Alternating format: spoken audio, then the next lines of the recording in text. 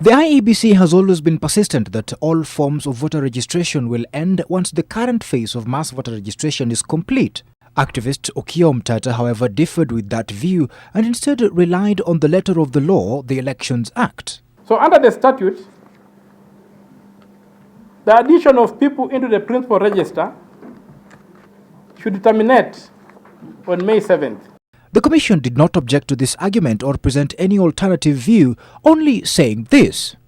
It is required by law, again under the same section, that there is availed time for certification of the register.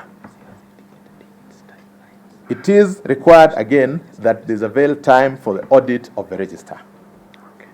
My Lord, these are all back-end processes which are as important as capturing the voter details on the first day when a voter presents themselves to the station. The ruling of the judge means that continuous voter registration will go on till May, but at the constituency offices.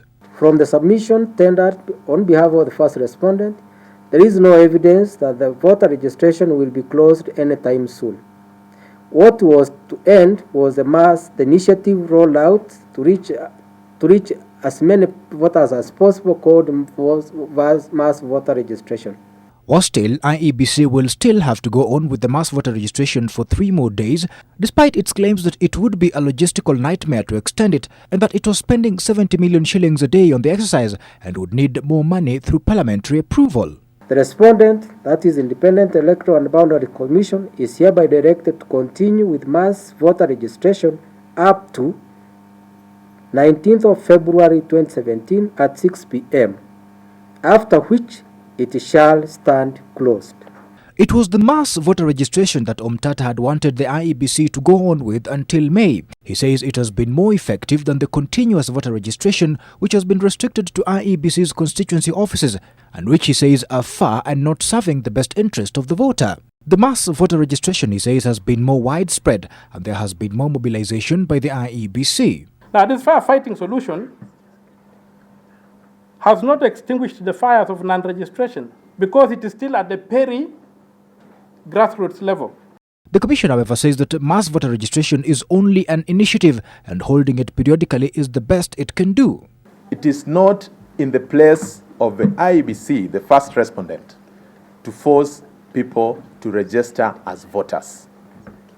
Theirs is to prepare an environment that is enabling for that exercise to be done. Today's orders on voter registration, however, are likely to be only a tip of more to come. The thrust of Omtata's petition, which is yet to be had, is to have Kenyans allowed to register as voters using numerous government-issued documents such as birth certificates, waiting cards and even expired passports. That the reason why the judge allowed continuous voter registration to go on, because the matter will be mentioned on the 2nd of March and heard later on.